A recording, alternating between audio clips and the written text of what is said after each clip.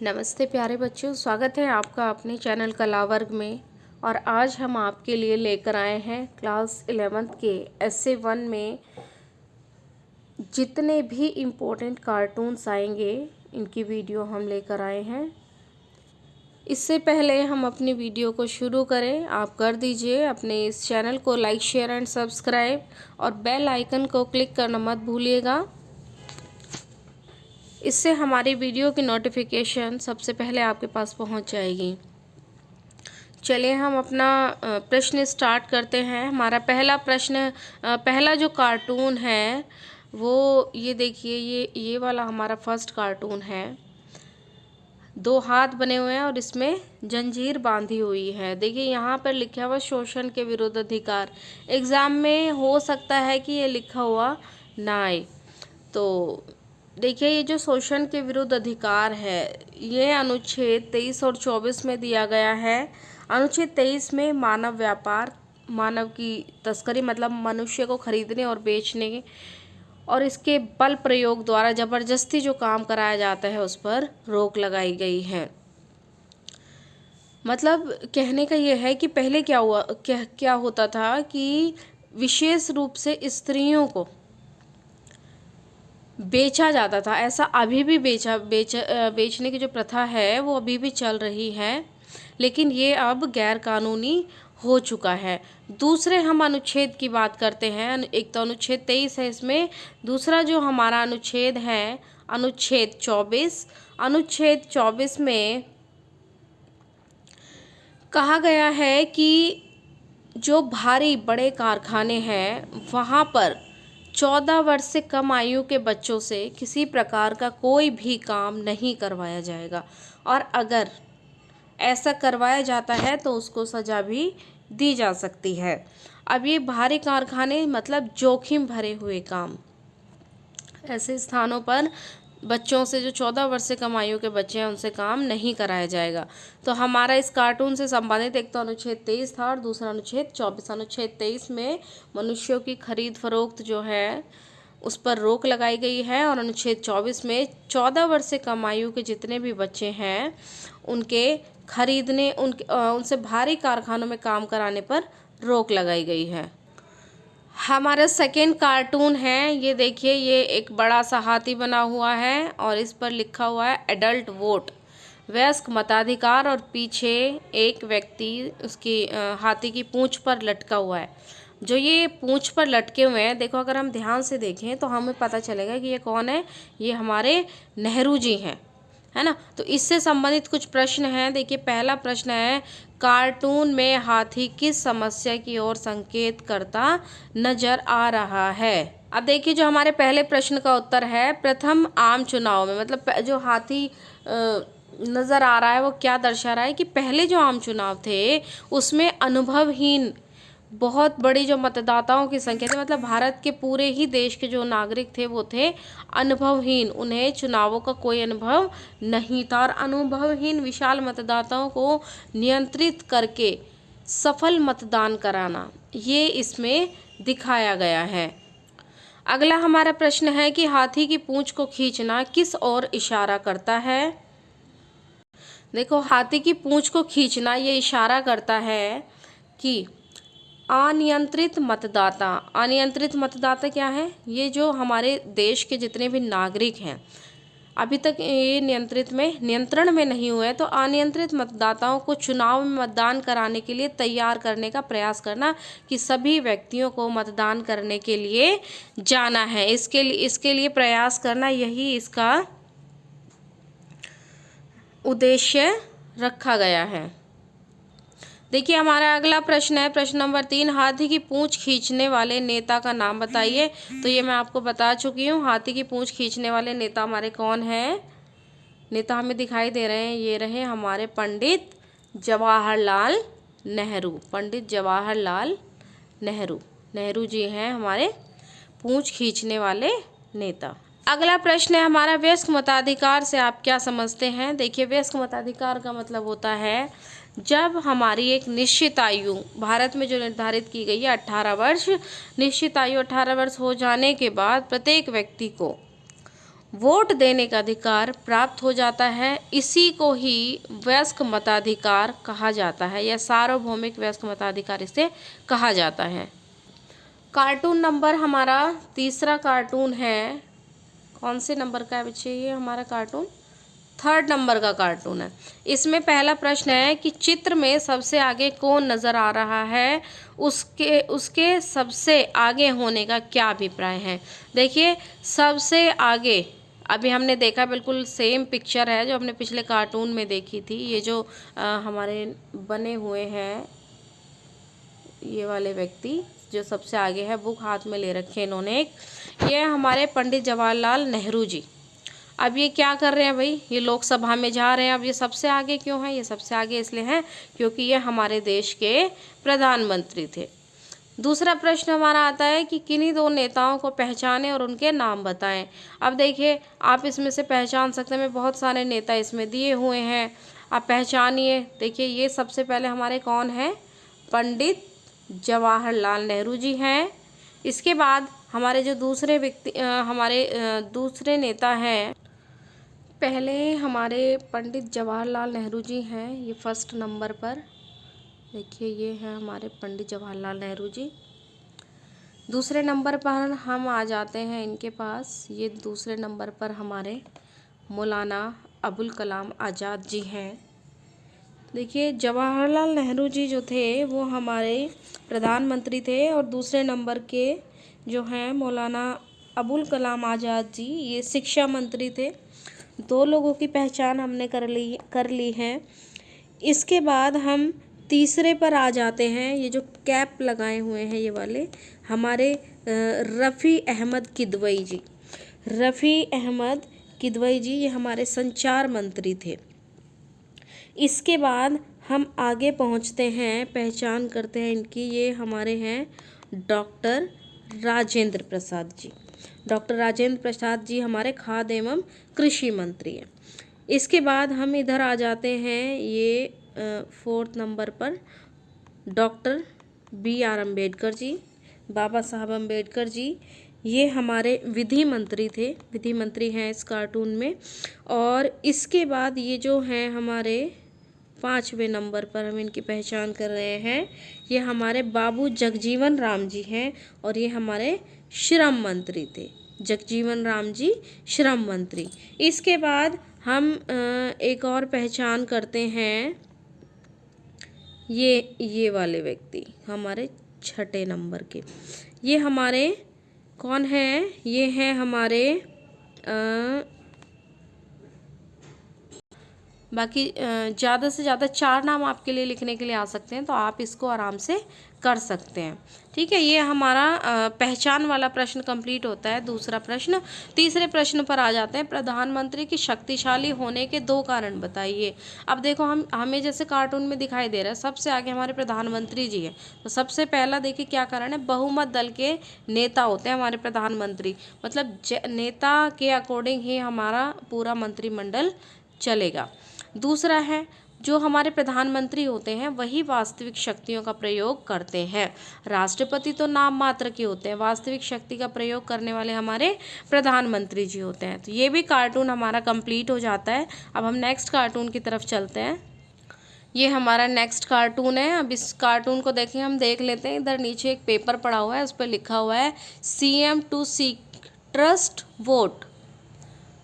अब देखिए इससे संबंधित पहला प्रश्न क्या है, विश्वास मत से क्या अभिप्राय है। देखिए विश्वास मत का मतलब होता है कि सदन में जब तक हमारा बहुमत बना रहता है, मतलब प्रधानमंत्री की बात हम इसमें अगर करके देखते हैं, तो जब तक प्रधानमंत्री सभी व्यक्तियों में, मतलब जो भी सदन है पूरे सदन में अपना विश्वास मत बनाए रह सकते हैं, तभी तक वो सदन में रह सकते हैं। ठीक है, तो विश्वास मत का मतलब होता है कि सदन में बहुमत में रहना, ज़्यादा से ज़्यादा लोग उनके साथ हैं, यही विश्वास मत होता है। अगला प्रश्न है हमारा, सामूहिक उत्तरदायित्व से क्या अभिप्राय है। देखिए सामूहिक उत्तरदायित्व का मतलब होता है कि हमारी जो कार्यपालिका है, जो हमारी मंत्रिमंडल है, वो व्यक्तिगत और सामूहिक रूप से, यहाँ सामूहिक की बात की हमने, मतलब सभी मंत्री एक साथ जिम्मेदार हैं, उत्तरदायी हैं जवाब देने के लिए यदि लोकसभा उनसे कोई प्रश्न पूछती है। तो सामूहिक रूप से उत्तरदायित्व है संसद के प्रति, हमारी कार्यपालिका का, हमारे मंत्रिमंडल का। इसके बाद तीसरा प्रश्न है, विश्वास मत जीतने के बाद भी मुख्यमंत्री की परेशानियां समाप्त नहीं होती है, इस कथन का क्या अभिप्राय है। देखिए, मतलब विश्वास मत बना हुआ है, उसके बाद में मुख्यमंत्री की समस्या जो है वो ख़त्म नहीं होती है। इस कथन का अभिप्राय यह है कि यदि कोई भी व्यक्ति दल छोड़ देता है फिर भी वह संकट में आ जाता है, मतलब एक साथ जो भी काम होंगे वो सब एक साथ होंगे, कोई भी एक अगर अलग हो जाता है तो फिर वो काम हमारा नहीं हो पाएगा, पूरा ही हमारा मंत्रिमंडल उसके प्रति जिम्मेदार होता है। इसके बाद हम अपने नेक्स्ट कार्टून की तरफ चलते हैं। देखिए, ये रहा हमारा नेक्स्ट कार्टून। वॉकआउट नहीं आउट किए गए हैं, इसमें लिखा हुआ है सांसद। सांसद, ये अपना बोर्ड लेके खड़े हुए हाथ में, ये सांसद है, संसद के सदस्यों को सांसद कहा जाता है। प्रश्न है हमारा इसमें, संसद से वॉक आउट करना क्या उचित तरीका है। क्या प्रश्न है हमारा, ये रहा पहला प्रश्न, संसद से वॉक आउट करना। वॉक का मतलब क्या होता है, वॉक आउट, चलना, बाहर चले जाना, क्या एक उचित तरीका है। देखिए, नहीं, ये एक उचित तरीका नहीं है, क्योंकि इस मंच पर आकर ही हम किसी भी मुद्दे को लेकर के ही बहस या चर्चा करते हैं, तो वहाँ से भाग जाना या आउट हो जाना कोई किसी समस्या का समाधान नहीं होता, बल्कि हमें वहीं बैठ करके अपनी समस्याओं का समाधान करना चाहिए। तो जो ये सदन से वॉकआउट करना है, ये एक उचित तरीका नहीं है। प्रश्न नंबर 2 की तरफ हम आते हैं। अध्यक्ष सदस्यों को संसद से किस आधार पर आउट कर सकते हैं। देखिए, जो हमारे अध्यक्ष हैं लोकसभा के या राज्यसभा के, वो सदस्यों को केवल एक आधार पर वॉकआउट कर सकते हैं, बाहर निकाल सकते हैं, बाहर भेज सकते हैं, यदि कोई सदस्य अनुशासनहीनता को आधार बनाता है, मतलब कोई सदस्य अनुशासनहीनता करता है, डिसिप्लिन में नहीं रहता है, तो वो उसको बाहर निकाल सकते हैं। तीसरा प्रश्न है, सदस्यगण वॉकआउट जैसा व्यवहार क्यों करते हैं, अपना विचार प्रस्तुत करिए। देखिए, वॉकआउट जैसा व्यवहार इसलिए किया जाता है क्योंकि हो सकता है कि उनकी कोई बात ना सुनी जा रही हो, ना मानी जा रही हो। जैसा हम कभी कभी करते हैं ना, कि अगर हमें डांट पड़ जाती है घर में भी या कहीं भी, तो फिर हमारा ऐसा मन करता है कि हम वहाँ से भाग जाएं। सेम ही चीज़ हम इसमें अप्लाई देखेंगे कि जो हमारी संसद है, वहाँ पर यदि सदस्यों की कोई बात नहीं मानी जाती है या फिर चर्चा के दौरान कुछ भी मतलब ज़्यादा कहासुनी हो जाती है, तो फिर ऐसे में सदस्यगण वॉकआउट जैसा व्यवहार करते हैं, जो कि उनको नहीं करना चाहिए। कहीं ना कहीं ये डिसीजन थोड़ा सा ठीक भी होता है कि बात ज़्यादा ना बढ़ जाए। तो आपको जो भी ठीक लगे क्योंकि कुछ प्रश्न ऐसे होते हैं जिसमें बच्चों आपका अपना उत्तर अप्लाई होता है, आप जो उसमें लिखेंगे वो ठीक होता है। तो यहाँ पर जो मेरे अकॉर्डिंग आंसर था वो मैंने आपको बता दिया है, बाकी समझ के अकॉर्डिंग आप अपने अपने प्रश्नों का उत्तर देंगे। ये वाला कार्टून भी हमारा कंप्लीट होता है। हम नेक्स्ट कार्टून की तरफ आते हैं। नेक्स्ट हमारा मैप है। देखिए, मैप मैंने आपसे कहा था कि इंडिया का जो मैप है उसको अच्छे तरीके से आप लोग रिवाइज़ कर लीजिएगा। तो अब इसमें ये हमारा पहला मैप देखते हैं। इसमें प्रश्न जो इम्पोर्टेंट है, वैसे तो आपको सभी राज्य पता होने चाहिए कि भारत में कौन कौन से राज्य कहाँ पर भारत के मानचित्र में दिखाए गए हैं, कहाँ कहाँ पर हैं। तो इसमें जो एक इम्पोर्टेंट है इसमें है कि 6 राज्यों, मतलब 6 राज्य हैं जिनमें 2 सदनीय विधायिका है। तो पेपर में प्रश्न आ जाता है कि 2 सदनीय विधायिका वाले राज्यों के नाम बताइए। अब मैप में आपको पूरा मैप ब्लैंक दिया होगा और जहाँ जहाँ पर भी ये राज्य होंगे वहाँ पर ABCD लिखा होगा। जैसा कि अगर हम मानते हैं, हम देख लेते हैं कि जैसे मान लीजिए यहाँ पर उत्तर प्रदेश नहीं लिखा हुआ है, यहाँ पर A लिखा हुआ है, यहाँ पर B लिखा हुआ है, यहाँ C, यहाँ D, यहाँ E और यहाँ F लिखा हुआ है। ठीक है, वहाँ पर चेंज हो सकता है, ये मैंने अपने अकॉर्डिंग नंबरिंग की है। यहाँ पर सिर्फ आपको ABCD लिखा हुआ मिलेगा। आपको खुद पहचानना पड़ेगा कि जहाँ पर A लिखा है वो कौन सा राज्य है, जहाँ पर F लिखा है वो कौन सा राज्य है। तो इसीलिए मैं कह रही हूँ कि आपको ये पता होना ज़रूरी है कि कौन सा राज्य मानचित्र में कहाँ पर दिखाया गया है। तो भारत में 2 सदनीय विधायिका वाले अब वर्तमान में 6 राज्य हैं। सबसे पहला हमारा तेलंगाना है। देखिए, ये रहा तेलंगाना। 2014 में हमारा तेलंगाना बना था, 2 जून 2014 को। इसके बाद दूसरे नंबर पर हम देखते हैं बिहार। ये एफ क्या है, एफ से बिहार को इंडिकेट किया गया है। फिर तीसरे पर हम आ जाते हैं, ये हमारा बी है, बी को देख लेते हैं। बी पर हमारा महाराष्ट्र है और ई पर आंध्र प्रदेश है और हमारा डी से कर्नाटका को दिखाया गया है, ए से उत्तर प्रदेश को। ये लेटर्स आपके चेंज हो सकते हैं ABCD। तो मेन चीज़ क्या है कि आपको ये ध्यान रखना है कि कौन सा राज्य कहाँ पर है।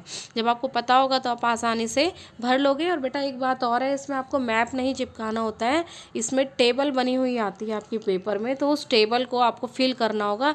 जो भी संबंधित अक्षर हैं, जैसे मान लीजिए पूछा है आपसे, आप 6 राज्यों के आपको नाम बताने हैं, तो वहाँ पे लिखा संबंधित अक्षर, तो ए लिखा हुआ है। जैसे संबंधित अक्षर में ए, तो पहले नंबर पे आपको ए लिखना है और उसके सामने लिखना है उत्तर प्रदेश। फिर दूसरे नंबर पे बी पर आपको शो करना है, बी से हमारा महाराष्ट्र है, सी पर तेलंगाना है। ठीक है, जो भी क्वेश्चन आपसे पूछा जाए उसी के अकॉर्डिंग आपको आंसर करना है। तो इस तरीके से हम अपना मैप करेंगे। ये हमारा मैप कंप्लीट होता है। हम अपने नेक्स्ट कार्टून की तरफ चलते हैं। अब देखिए, ये जो हमारा अगला कार्टून है, कुछ पोस्ट बॉक्स सा बना हुआ है ना, डाक खाना सा एक छोटा सा बना हुआ है। ये लेटर बॉक्स इसको बोलेंगे। यहाँ लिखा हुआ है डाक हड़ताल, कोर्ट ने हस्तक्षेप किया और ऑर्डर, और यहाँ हड़ताल और ताला लगा हुआ है। तो ये किस प्रश्न है हमारा यहाँ पर कि उपरोक्त चित्र में न्यायपालिका किस विषय पर हस्तक्षेप कर रही है। अब ये जो हमारा ये बना हुआ है, ये क्या है, ये है हमारा कोर्ट। ऑर्डर करते हैं ना, वो हथौड़ा सा लिए रखते हैं, तो इससे मतलब किसको दर्शा रहा है, ये हमारा दिखा रहा है किसको, कोर्ट को शो कर रहा है। और ये हमारा क्या है, ये हमारा लेटर बॉक्स है, ये हमारे किसको शो कर रहे हैं, डाक खाने को शो कर रहा है, डाक खाना है ना। अब प्रश्न है, उपरोक्त चित्र में न्यायपालिका किस विषय पर हस्तक्षेप कर रही है। तो न्यायपालिका ये रही और ये डाक पर हस्तक्षेप कर रही है। डाक से संबंधित जो भी इनका मुद्दा होगा उस पर यह हस्तक्षेप कर रही है। पहला प्रश्न हुआ हमारा। अगले प्रश्न की तरफ हम बढ़ते हैं। देखिए, अगला प्रश्न हमारा है कि न्यायपालिका के हस्तक्षेप से क्या लागू हुआ है। इसके हस्तक्षेप से हमें जनता को सुविधा क्या क्या हुई है, जनता को क्या सुविधा होनी चाहिए, ये हमारे लागू हुआ है। दूसरी तरफ हम अपने पिछले प्रश्न पर वापस लौटते हैं। तीसरे नंबर पे हस्तक्षेप करते हुए न्यायपालिका ने क्या निर्णय दिया। अब देखिए, न्यायपालिका ने कहा, ये रहा हमारा निर्णय। हस्तक्षेप करते हुए न्यायपालिका कहती है कि सार्वजनिक हित से संबंधित विभागों को हड़ताल नहीं करनी चाहिए। मतलब ऐसे विभाग जो सार्वजनिक, जो जनता के लिए होते हैं, उनको हड़ताल नहीं करनी चाहिए। ये डिसीजन इसमें आया है। इसके बाद हम अपने अगले प्रश्न पर चलते हैं। देखिए, प्रश्न नंबर 3 ही प्रश्न है, ठीक है। इसके बाद हम अपने नेक्स्ट कार्टून की तरफ बढ़ते हैं। नेक्स्ट कार्टून हमारा ये रहा। देखिए, यहाँ पर भी कौन है, हमारे जवाहरलाल नेहरू जैसे लग रहे हैं ये भी देखने में, ठीक है। अब बात करते हैं हम प्रश्नों की। प्रश्न है हमारा पहला, राज्यपाल की नियुक्ति कैसे होती है। पहला प्रश्न है, राज्यपाल की नियुक्ति कैसे होती है। तो राज्यपाल की नियुक्ति राष्ट्रपति के द्वारा होती है। किसके द्वारा होती है, राष्ट्रपति के द्वारा राज्यपाल की नियुक्ति होती है। और राष्ट्रपति के पश्चात पर्यंत, जब तक मतलब राष्ट्रपति चाहते हैं तब तक ही राज्यपाल अपने पद पर रह सकता है। देखिए, जिस तरीके से देश के लिए राष्ट्रपति होते हैं, उसी तरीके से राज्यों में अलग अलग राज्यपाल होते हैं। अगला हमारा प्रश्न है कि कार्टून के अनुसार राज्यपाल की नियुक्ति का क्या आशय है। तो देखिए, ये कार्टून हमारा दिया हुआ है और इसमें देखिए ये हमारे प्रधानमंत्री जी उनको कैच कर रहे हैं ये ऊपर से कुछ।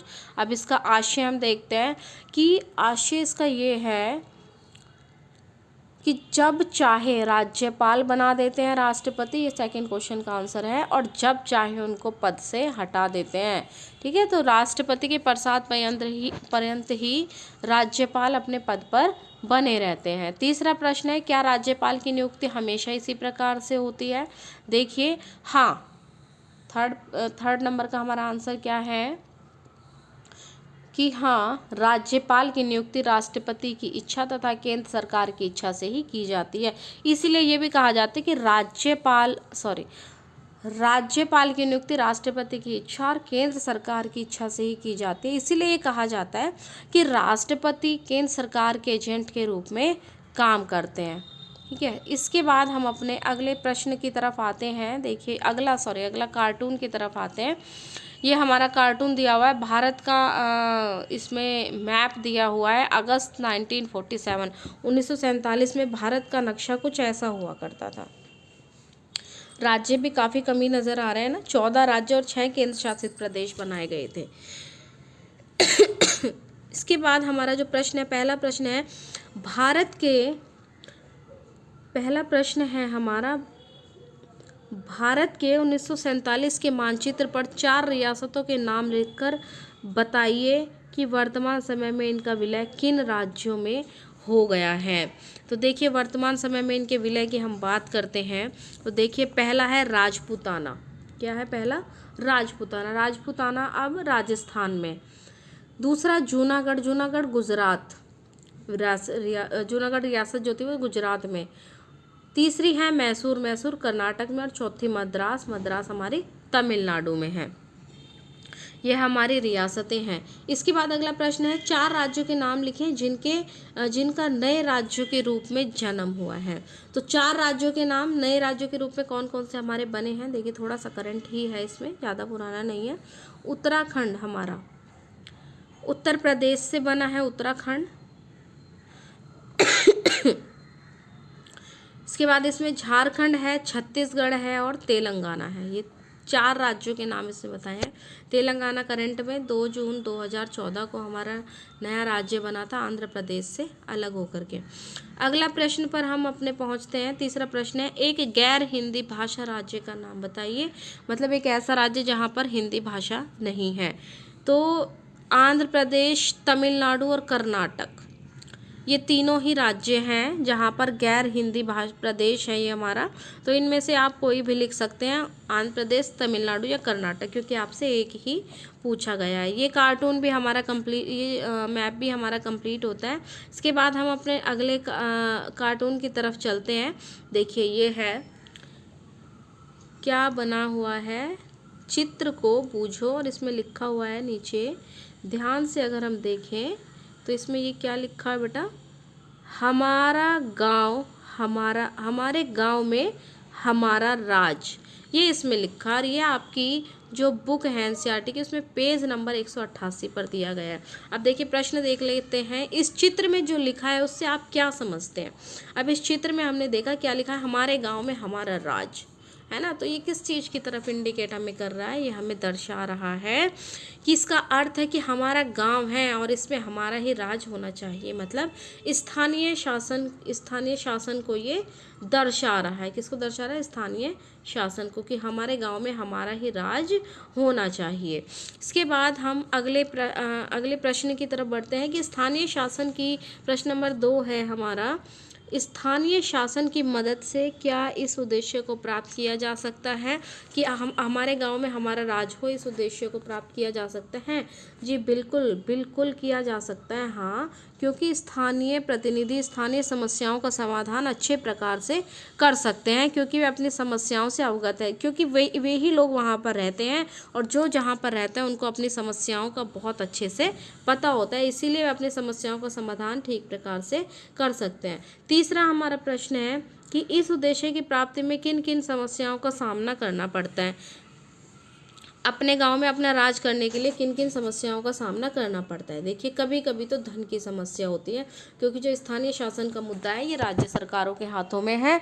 राज्य सरकार स्थानीय शासन को अपना अनुदान भेजती है तो उनका काम अच्छे से चल पाता है, वो अपने काम को ठीक से कर पाते हैं। नहीं तो क्या होता है कि उनकी धन की समस्या होती है। ठीक है, धन से संबंधित समस्या होती है बेटा उनकी। सरकार का हस्तक्षेप रहता है कि भाई तुम ये काम क्यों नहीं कर रहे हो, ये क्यों कर रहे हो, इस तरीके से। और आय से अधिक व्यय होता है इनका, इतनी इनकम नहीं होती जितना व्यय होता है। अनेक समस्याओं का इनको सामना करना पड़ता है। ये हमारा ये वाला कार्टून भी कंप्लीट होता है बेटा। नेक्स्ट कार्टून है, देखिए दिए गए कार्टून में कार्टूनिस्ट राजनीति में किस स्वरूप को दर्शाना चाहता है, कोई एक पॉइंट विस्तार से लिखिए। देखिए ये यहाँ पर दिया हुआ है और इसमें लिखा हुआ है कुछ कहानी। ये औरत आ रही है एक बच्चे को लेकर, क्या कहती है कि आपको तुरंत राजनीति से संन्यास ले लेना चाहिए, आपके कामकाज का इस पर बुरा असर आपको तुरंत राजनीति से संन्यास ले लेना चाहिए, आपके कामकाज का इस पर बुरा असर पड़ रहा है, वह सोचता है कि वह झूठ और धोखाधड़ी से काम चला सकता है। देखिए इनकी पत्नी है ये आके कह रही है कि तुरंत राजनीति से संन्यास ले लो, बच्चे के ऊपर बुरा असर पड़ रहा है, क्योंकि ये जो हमारे नेता बैठे हैं ना, ये झूठ धोखाधड़ी ये सब काम कर रहे हैं, और इन झूठ धोखाधड़ी के चक्कर में इनके बच्चा भी वही चीज़ें सीख रहा है ना। तो इससे रिलेटेड और भी आप बातों को बढ़ा चढ़ा कर इसमें लिख सकते हैं। ये हमारे कार्टून कंप्लीट होते हैं बेटा। बाकी मैं और कार्टून अभी कुछ रह जाते हैं या कुछ मैप अभी रह जाते हैं, बाकी जितने इम्पोर्टेंट थे वो सभी मैं कर चुकी हूँ। वो मैप या कार्टून हम अपने नेक्स्ट वीडियो में लेकर आएंगे। तब तक आप देखते रहिए अपना चैनल कला वर्ग और करते रहिए अपने चैनल को लाइक शेयर एंड सब्सक्राइब। बेटा ज़्यादा से ज़्यादा बच्चों तक इस वीडियो को पहुँचाएँ। इस चैनल पर जो भी वीडियो अपलोड है ज़्यादा से ज़्यादा बच्चों तक पहुँचाए, ताकि हर एक बच्चा इसका लाभ उठा सकते, जो ज़रूरतमंद है और जो पढ़ना चाहता है सबको इसका लाभ मिल सके। थैंक यू बच्चों।